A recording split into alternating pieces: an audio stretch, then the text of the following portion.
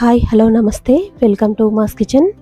ఈరోజు వీడియోలో రాముల వారికి ఎంతో ప్రీతికరమైన అలాగే శ్రీరామనవమి రోజు తప్పకుండా చేయవలసిన ప్రసాదాలు చలిమిడి, వడపప్పు, పానకం ఎలా తేలికగా చేసుకోవాలో ఈ వీడియోలో చూద్దాం. ముందుగా చలివిడి చేసుకోవడానికి బియ్యాన్ని 2 సార్లు శుభ్రంగా కడుక్కోవాలి. నేను ఇక్కడ 1 గ్లాస్ బియ్యాన్ని తీసుకున్నాను. 2 సార్లు బియ్యాన్ని శుభ్రంగా కడిగిన తర్వాత మంచినీళ్ళు పోసి బియ్యాన్ని 1 అరగంట నానబెట్టుకున్నానండి. ఇలా అరగంట నానబెట్టిన తర్వాత బియ్యాన్ని ఒక స్ట్రైనర్లోకి తీసేసుకోవాలి. ఇలా నీళ్లు తీసేసి బియ్యాన్ని ఒక 10 నిమిషాలు వదిలేస్తే వాటర్ ఏమన్నా ఉంటే కిందకి వెళ్ళిపోతాయండి. బియ్యం మరీ ఎక్కువ ఆరకూడదండి. ఇలా ఆరిన బియ్యాన్ని ఒక చిన్న మిక్సీ జార్లోకి తీసుకుందాం. ఈ బియ్యాన్ని బాగా మెత్తగా మిక్సీ పెట్టుకోవాలి. చలివిడికి పిండి అనేది చాలా మెత్తగా ఉండాలండి. ఇలా మిక్సీ వేసిన పిండిని ఒక జల్లెల్లోకి వేసుకొని జల్లించుకోవాలి.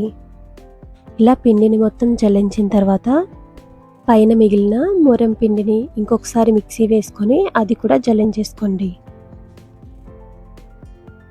ఇప్పుడు మనకి చలివిడికి పిండి అనేది రెడీ అయిపోయింది. ఇలా పిండి చూడండి, ఈ విధంగా మెత్తగా ఉండాలి. ఈ పిండిలోకి చిన్నగా కట్ చేసుకున్న కొబ్బరి ముక్కలు 1 స్పూన్ వేసుకోవాలి. నేను తీసుకున్న బియ్యం పిండి 3 కప్పుల వరకు ఉందండి. ఈ 3 కప్పుల పిండికి 3 టేబుల్ స్పూన్ల బెల్లం పొడి వేసుకుంటున్నాను. ఈ చలివిడిలోకి తప్పకుండా కొబ్బరి ముక్కలు వేయాలండి. అలాగే పిండి కలుపుకోవడానికి నీళ్లు కూడా వేయాల్సిన అవసరం లేదు. పొరపాటున నీళ్లు వేశారంటే పిండి మొత్తం పలచగా అయిపోతుందండి. ఎందుకంటే మనం తడి బియ్యం పిండి తీసుకున్నాం కాబట్టి బెల్లం పొడి వేసేసరికి పిండి కూడా కొంచెం మెత్తగా అవుతుంది. ఒకవేళ మీరు తడి బియ్యం బదులు పొడి బియ్యం పిండి తీసుకుంటే దానికైతే కొంచెం వాటర్ పడుతుందండి. ఇలా నేను చేసే పద్ధతిలో అయితే నీళ్ళు అసలు అవసరమే లేదు. ఇలా 1 నిమిషం పాటు పిండిని ప్రెస్ చేస్తూ కలుపుకోవాలి. పిండి మెత్తగా అయిన తర్వాత ఇలా చలివిడిలా ఒత్తుకోవాలి. ఇలా వీడియోలో చూపిస్తున్న విధంగా గట్టిగా ప్రెస్ చేస్తూ ఇలా చలివిడి ముద్దలా కలుపుకోవాలి. చూడండి, ఏమాత్రం నీళ్లు వేయకుండానే మనకి చలివిడి రెడీ అయిపోయింది. ఇప్పుడు వడపప్పు కోసం 1 టేబుల్ స్పూన్ పెసరపప్పు తీసుకోవాలి.